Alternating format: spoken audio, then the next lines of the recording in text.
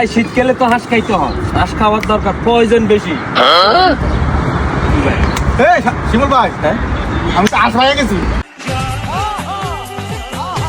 और अभी तो रुको, क्लाइमैक्स अभी बाकी। কি কোস ভাই? ও আরে তাইলে চল ভাই, আজ শীতকালে মানি খাইতে হইবে ভাই।